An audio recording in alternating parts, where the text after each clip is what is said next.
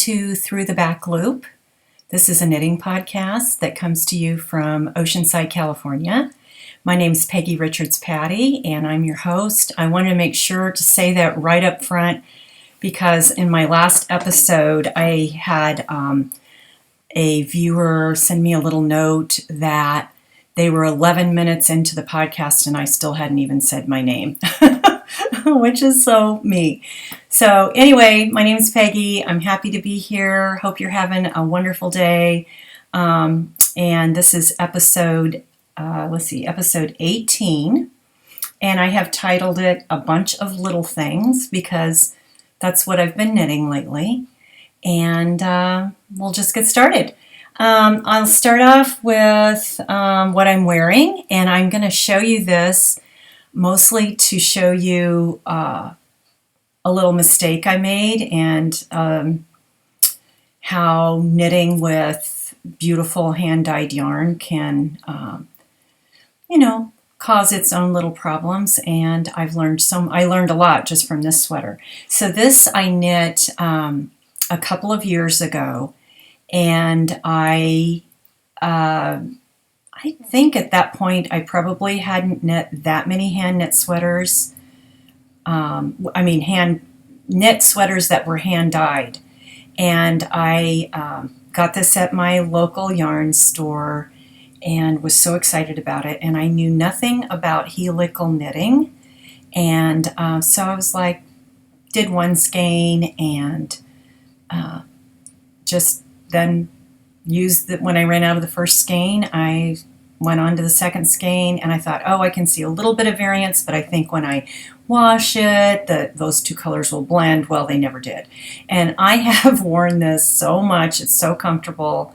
I love the pattern, and I love the yarn, and I'm okay with the fact that you can see the line between the two skeins. So I'm going to show you, again, this is TEGNA by KAITLYN Hunter, and this is a sweater that's been knit by many, many, many people. But of course, up in this area, you can see where I change skeins. And so I just, learned to live with it because this is such a comfortable thing to wear. Just kind of shows my progress as a knitter. I would never do that now. That would not happen. But anyway, that's what I'm wearing today. And I'm going to move on to other finished objects. The first thing I want to show you is this tiny little project. It's just a knitted scrunchie. And this was really fun because it took maybe an hour. And this pattern, I'll link it below. It is by SAVLABOT, and I'll link her website below, and she gives you instructions for it. Basically, it's knit on a size 7, and this yarn was just leftover yarn I had from, let's see, what project was that? It was my little tea. I can't remember the name of it, but if you watched my last episode, it's a linen and cotton blend, and it was fingering, and so I just doubled it, and that made worsted.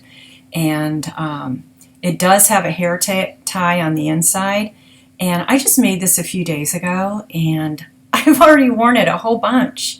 So I'm totally planning on making more. And with the holidays coming up, maybe this is something that it would be a great stocking stuffer.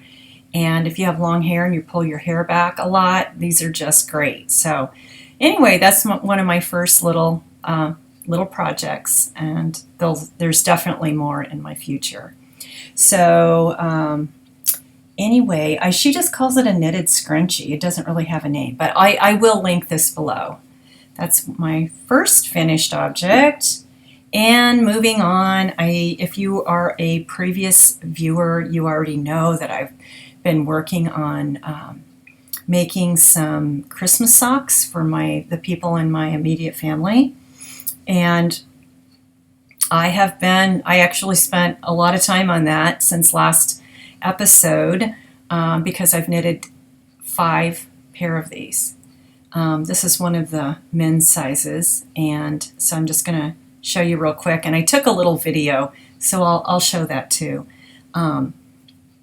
But I purchased like 4 skeins of yarn, a light gray, a dark gray, a cream, and a red, and just made, depending on the size, made a little bit different version. This one has a stripe on it. This one has like little squares on it. And then this one is mostly red. So they're all a little bit different so that they wouldn't get mixed up. So if you think about it, you know, I knit 10 of these, you know, 5 pair, and it's DK weight, so it does go quick, but I really was sort of tired of it by the time I got finished. So they better appreciate those. And I'm going to show some other Christmas stuff. So if you are, especially my daughter, you need to turn your head away because I don't want you to see the other things I'm going to show. So you better be gone now, Tara. The next thing I'm going to show you is, I think I mentioned that I was joining a little Zoom. It was like a little Zoom yarn tasting with Shabui Knits, and this was put on by Monarch Knit Shop up in Carmel, and it was just a great little event. And for those of you that are involved with stuff like that, you might want to consider doing this because it was great. You had to pay $10, and then they sent you some little samples of yarn, and you could knit along and feel what it felt like. And you know, they showed different samples, and it totally worked because I found this pattern. One of the items that they showed is this capelet, and the yarn was so scrumptious. I ended up, of course, ordering it. It's a mix of, let's see, this one is called Haven, and this is 80% merino and 20% cashmere. And then the project, you carry it with Sema, which is a lace weight super baby alpaca, and 70%, and then 30% merino. And so I had 4 skeins of the Haven and 2 skeins of the Sema. And my daughter had been wanting a capelet really, really bad. And so when I saw this pattern, I sent it to her and I said, you know, is this kind of like what you're thinking? And she goes, yeah, but I don't want mine to be that long. So I changed the pattern a little bit. You know, I looked at the schematic and I saw how long it was. She said she wanted it about 4 inches shorter than that. So in the pattern, every 21 rows you were supposed to do a decrease. So I just changed it to 17 rows, and I was just completely guessing about yarn quantities and everything. And when she said she wanted it shorter, I was so happy because this yarn is expensive, and I thought, oh good, it won't cost quite as much. So turned out great. Love it. Here's the little capelet, and it is a you cast on, it's bottom up, and I did a German twisted cast on, and it's this irregular rib. I'll put it on here in just a second, but it's this irregular rib that comes up, and the first, let me double check the pattern, the first row that you do, let me double check this, you do 1 stitch through the back loop, and then you purl 1, and you do that all the way around, and then row 2 you just knit all the way around. And so it makes this irregular rib, and then you come up and you do the shaping. It's kind of this funnel shape, and I will put it on for you, even though it's rather warm here this afternoon. Hopefully I have it on the right way because there is a front and a back. but there's all this shaping that creates this, the shoulders. I'm having trouble getting it all unbunched in the back, but it is so cozy and warm, and you can really feel the cashmere. Whoops, wrong way. You can really feel the cashmere in it. It's just the softest, most, I always have trouble with this because it's mirror image. I can't get it. Anyway, I cannot get it on because this thing is the opposite. Anyway, you get the idea. I just cannot wait until it turns cooler. And I'm hoping that I can wait until Christmas to give it to her, because I know as soon as the weather, you know, there's a little chill in the air in November, I am going to want to, it's going to be hard not to give it to her early. But I love, this is so luxurious and so soft. And I rarely ever knit things twice, but I love this so much that I ordered more yarn to make one for myself. And the color is going to be different on mine. It's kind of I think it was called tar. So I'm guessing that it's kind of a bluish blackish color. And mine won't have this marled effect. You know, the other thing that I totally lucked out on, you know, since I was guessing on quantities, look how lucky, I already showed you this, but I got so lucky because this, you know, I couldn't have asked for a better guess. And I was really kind of scared towards the end, like like I was playing yarn chicken, but it was really great use of the materials, and I am so impressed with Shibuya yarn.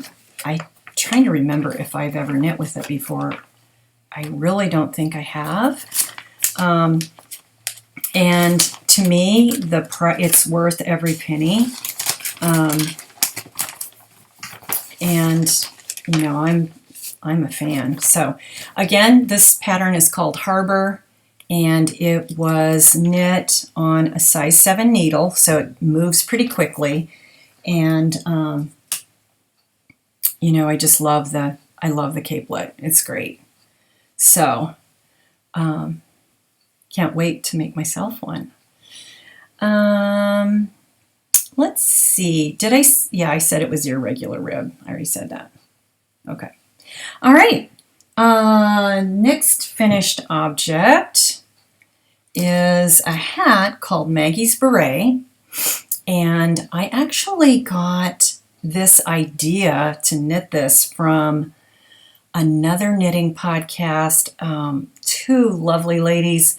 I think it's called The Best Day Ever, or The Best Day Ever podcast, I believe. I'll link it below. But they've made a lot of Maggie's Beret hats, and it's bulky yarn. This is another very quick project. It's on a size 9 needle. It's in the round. This is bulky yarn. This particular yarn happens to come from B. Malabrigo. And I didn't have, on the tag, it didn't say the color name, but it said Dilot 219. And this pattern is by Danielle Romanetti. And I just went by what the pattern said, and as far as yardage, and I completely lucked out because I believe I got this on sale. And I looked at the pattern and how many yards I needed, and I thought, well, I better get 2 skeins of it because I might run out. And you know how many times they give you extra yarn, you know, that happens to me all the time, that I have extra yarn left over. So it turned out that I was able to make 2 hats. since I bought an extra, I thought, well, I know I'll just barely go into that second skein, but then it turned out it was one skein for this, and I have blocked this one, but I had another skein, and so I also made another one. You can tell that the dye lot is a little bit different. Like this definitely looks darker, but it was kind of a little experiment. I didn't know whether to block it or not, so I went ahead and blocked this one, and it took a couple of days for this to dry. Not only that, but I had it on a towel, and then when it was almost dry, I put it on my white table, kind of in the sun, and lesson learned, some of the green dye came off on my white table, and I had to, it took a while to get it off. I had to put lemon juice on there and baking soda. I didn't want to scrub too hard because I didn't want it to take the surface off of the table, but I may not block the second one, or I might just steam block it. This is the one that's not blocked yet. And I'll try them both on for you so you can kind of get an idea. Although I did realize these aren't my colors. I was kind of drawn to it online, and you can't really tell with much accuracy what colors really are. But so these will probably be for a friend. But you could, I don't know exactly how to wear it, but you could really keep it like this, like a beret. Or I was looking on Ravelry, and people were wearing it more like this. So I may not block this one,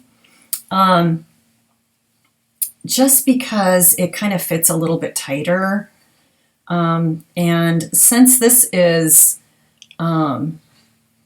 it's just one ply, so it really absorbed the water. So if I do any blocking at all to this one, it's definitely just going to be steam blocking.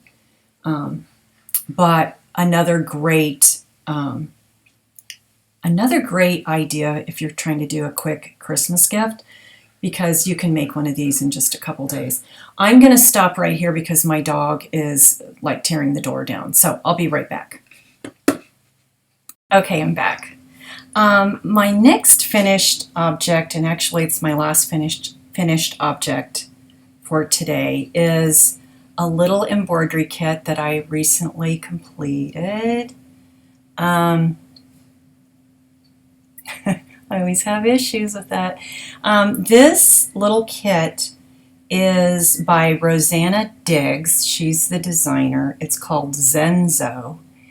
And this also was kind of, I saw that she was teaching classes at Fancy Tiger Crafts in Denver, and which used to be my local yarn store when I lived in Denver. And I hadn't done any embroidery for ages and ages, years. And I just thought it was so cute. And so I just ordered the kit, and it took me a couple of days to complete this. And it was fun to do something different. This little kit came with the hoop and came with the fabric. They include, of course, all the floss, a water-soluble pen that you draw. You hold the fabric and this pattern up to a window, and then you trace in a water-soluble pen the pattern on there. And it had, full instructions, needle, everything that you needed. It even had the felt that you put on the back. And so everything was included. And it was just a fun little project. I used to do embroidery many years ago, and it's kind of fun to see that it's having, a resurgence again. And so I just put this in I did kind of a collage wall in one of our guest bedrooms that my son usually sleeps in. And he actually liked it. So that was nice. Anyway, Zenzo, Rosanna Diggs. And that was fun to just do something different. Moving right along, probably the most exciting thing I have to talk about today is I am trying to make my holiday sweater. So I am moving on to whips, and I've been in touch with Linda for the Knit of It podcast, and I've talked about her before.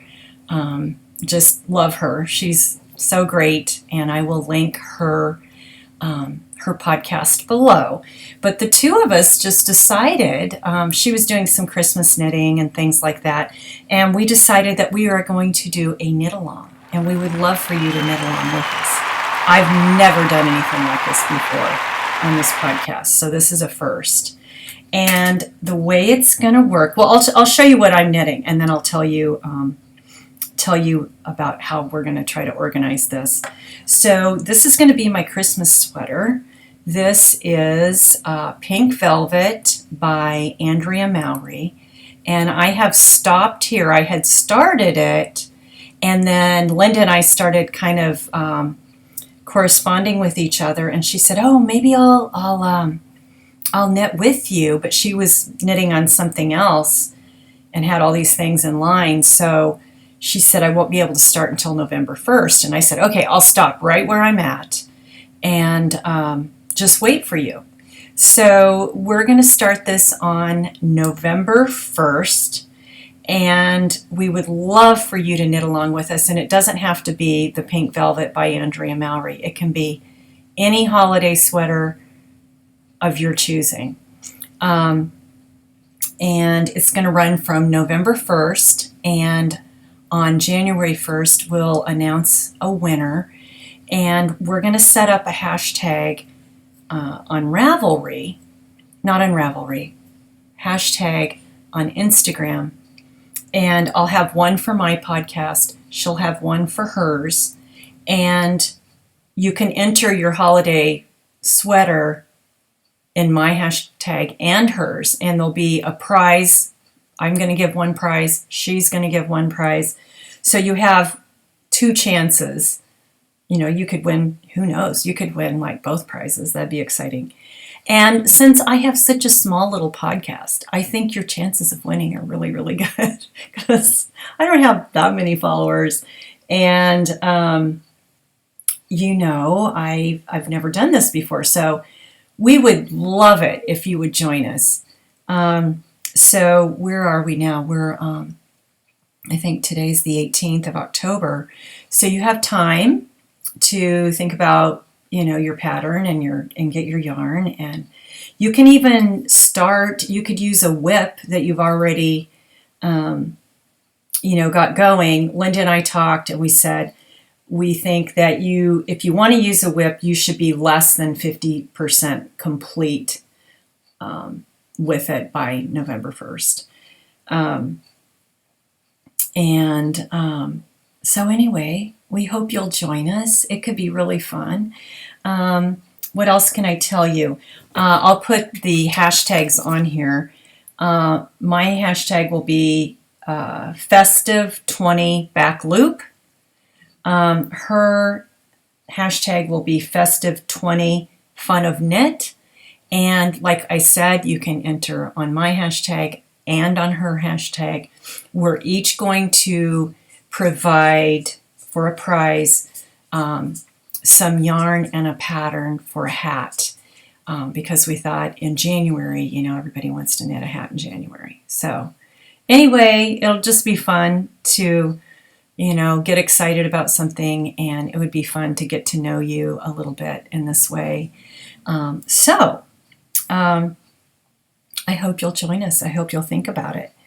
And so this, my Pink Velvet, is just sort of hanging out, waiting until November 1st so I can get going on it again.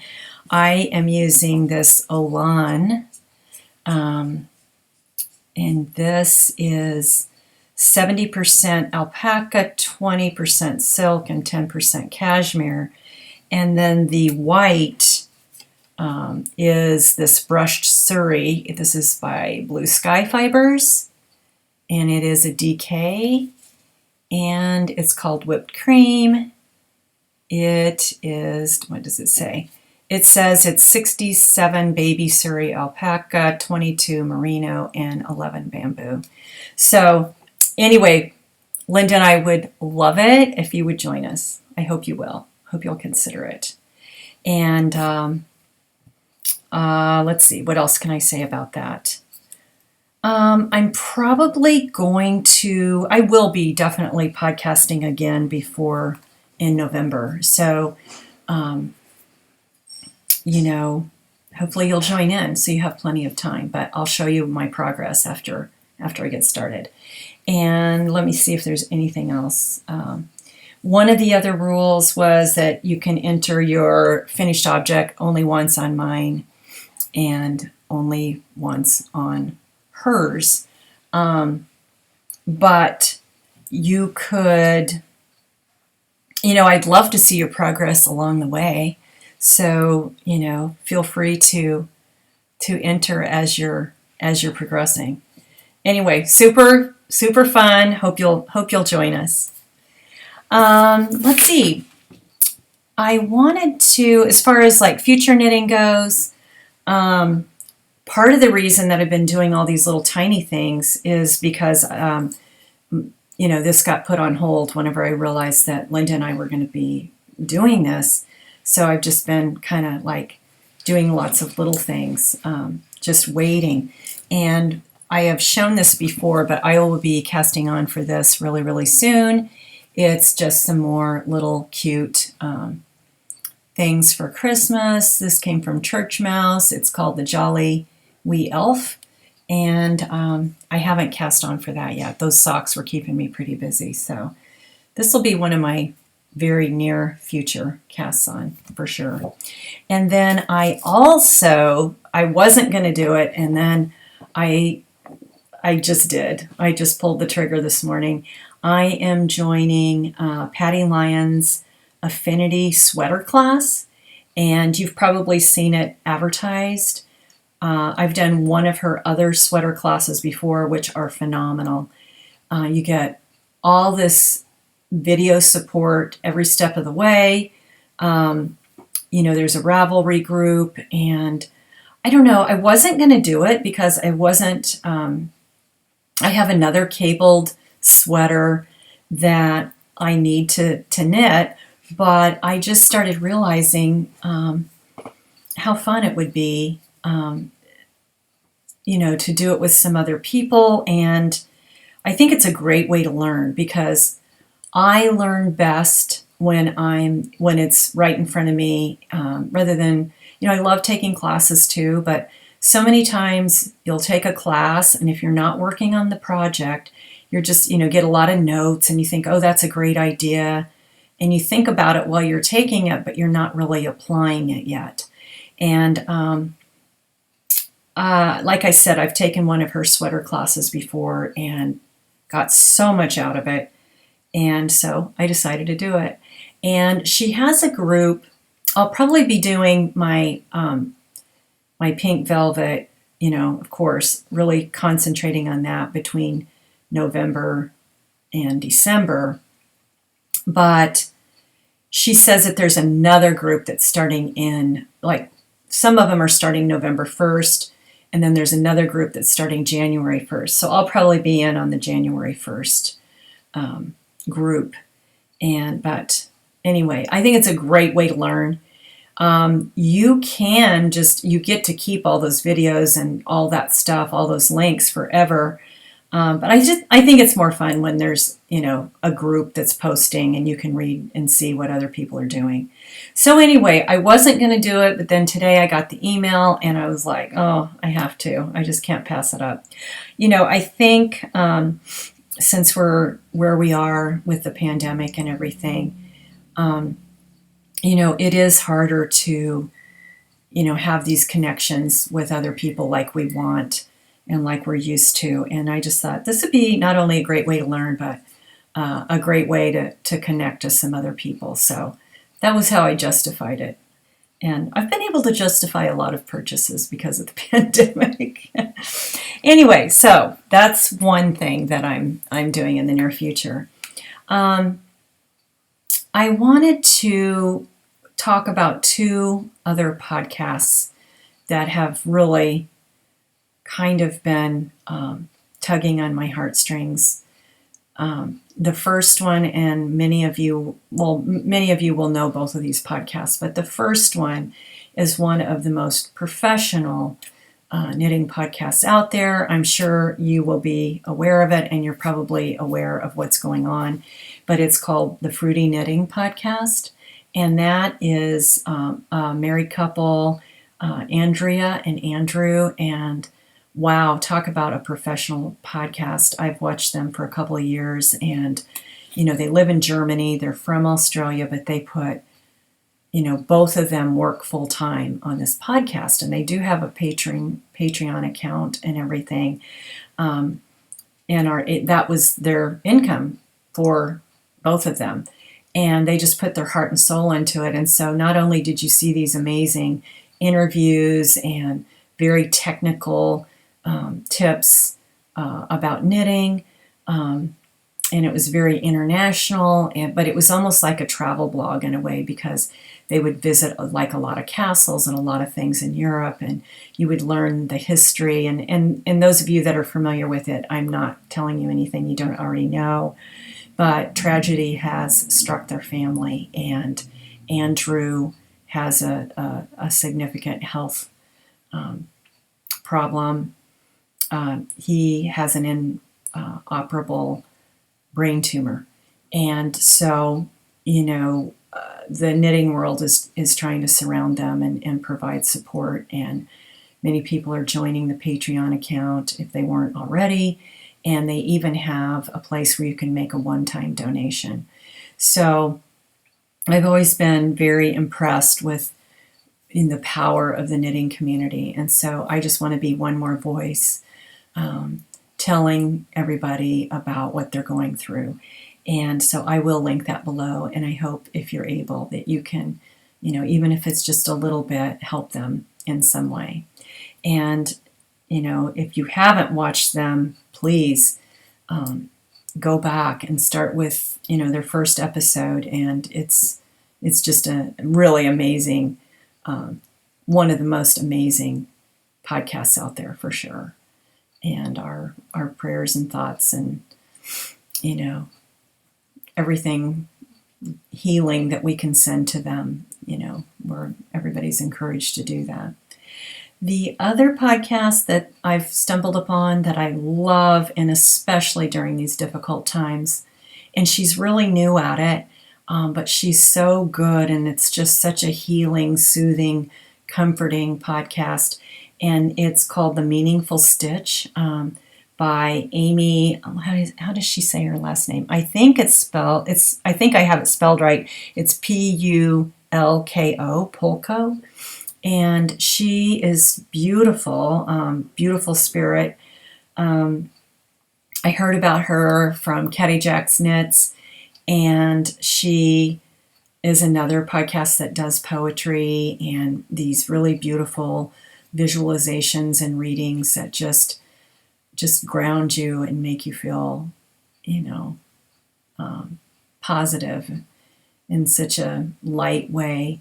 And so, as we all are facing a lot of very heavy, heaviness in the world, it's such a gift to have people like her that we can find. And, I never really realized how much poetry meant to me, because it's not something that I would read on a regular basis, but I've really noticed, and some of it's from Caddy Jack's Knits, but some of it is from her and just a few other places, it's just this soothing, salve for our spirits. And so anyway, I will link her below as well. I think that you'll really enjoy it, and I wish we had more of that in the world. I wish it were easier to find. So with that, I'm going to let you go. I do have just some snippets from life around here that I always include at the end. I hope that this podcast finds you well and happy and that you're staying healthy and taking care of, you know, your whole person, your spirit, and your, as well as your physical being. Thanks so much for watching. Take good care. Bye-bye.